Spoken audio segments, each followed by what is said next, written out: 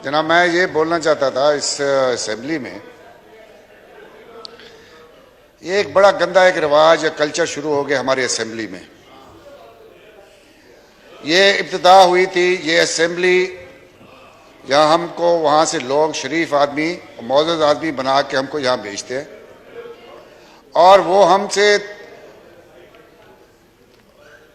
Expect करते हैं कि हम यहाँ आके शरीफों की तरह बोलेंगे, किसी के खिलाफ गाली नहीं देंगे, किसी की पगड़ी को नहीं उछालेंगे। ये हमारी एक रवायत रही है और ये पार्लियामेंट्री लैंग्वेज ये शुरू हुआ है, गंदगी शुरू हुई है। ये जी गंदगी शुरू हुई है मेरे इल्म के मुताबिक ये 88 से शुरू हुई थी।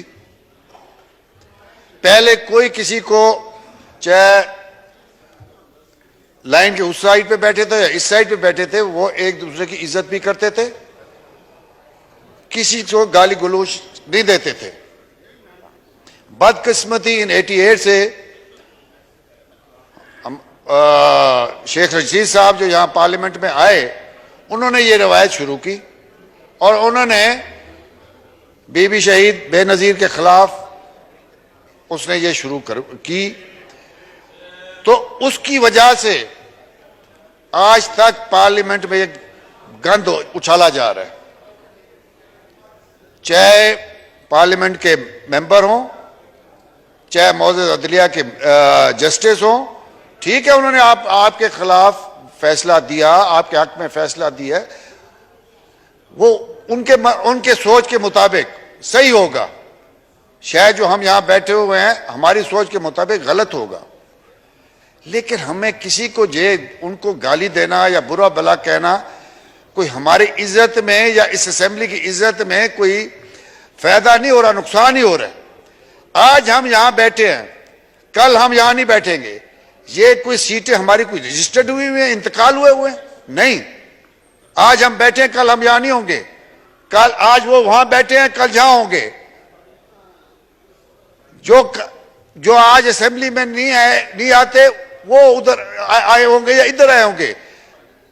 एक मेरी वजह उनसे पीटीआई से लाताल्लुकी का यह भी था, जब हम आके असेंबली में बैठे थे तो यहां हमने सोचा था कि यहां हम कानून साजी करेंगे और बुर्दबारी से बात होगी और कानून साजी होगी और हम गाली गलौज नहीं करेंगे। लेकिन अफसोस कुछ हजरात हमारे कराची से यहां आते थे या कुछ और बंदे भी, उन्होंने यहां आके गाली गलौज शुरू की। उनकी गाली गलौज से उनको एक तरीकाकार बना, वो उन्होंने पोजीशन अपनी पार्टी में बनाना शुरू कर दी।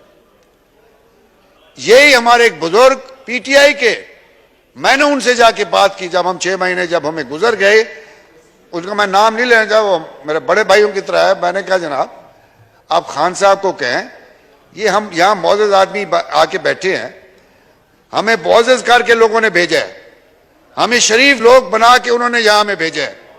हम ये असेंबली में क्या किस किस्म की गंद डाल रहे हैं, किस किस्म की बातें कर रहे हैं और किस किस्म की हम हूटिंग करते हैं।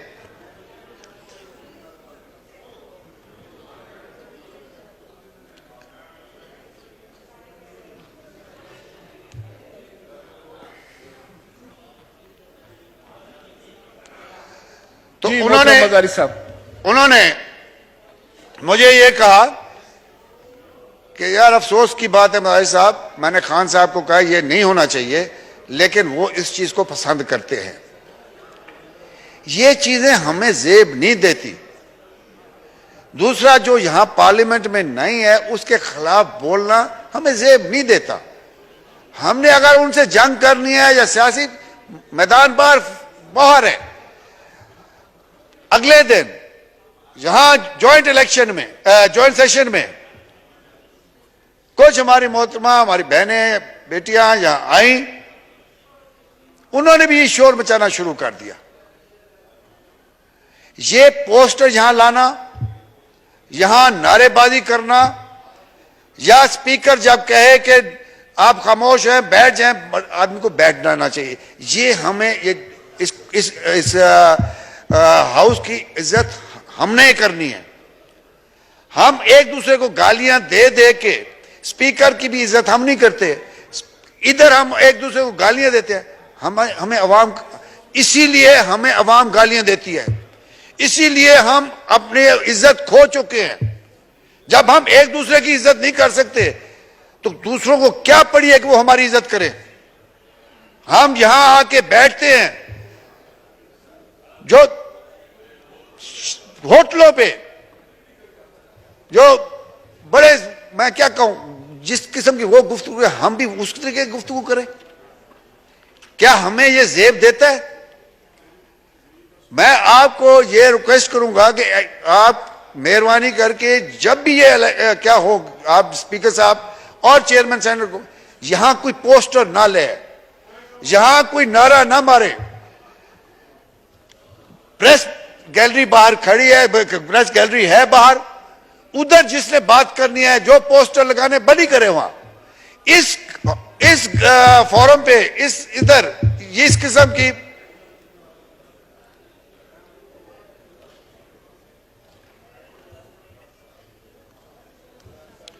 इस किस्म की चीजें बिल्कुल नहीं होनी चाहिए।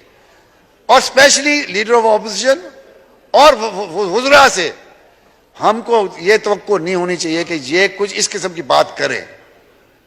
हम मेहरबानी करके सारे असेंबली से रिक्वेस्ट है मेरी, यहां आके मौजूद तरीके से बात करें, अपना इज्जत भी बढ़ाएं और इस हाउस की भी इज्जत बढ़ाएं। ये हमें जेब नहीं देता। जब इस किस्म की बात होती है मुझे शर्म आती है, पता नहीं किसी को और को आती है या नहीं आती, मुझे बड़ी शर्म आती है कि जिस वक्त हम एक दूसरे को गालियां दे रहे होते हैं।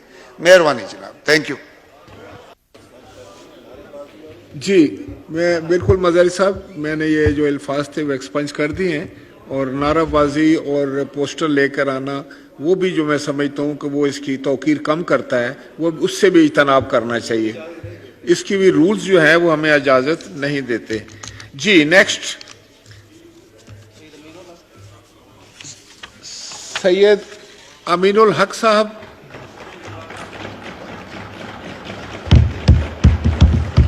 शुक्रिया जनाब वाला।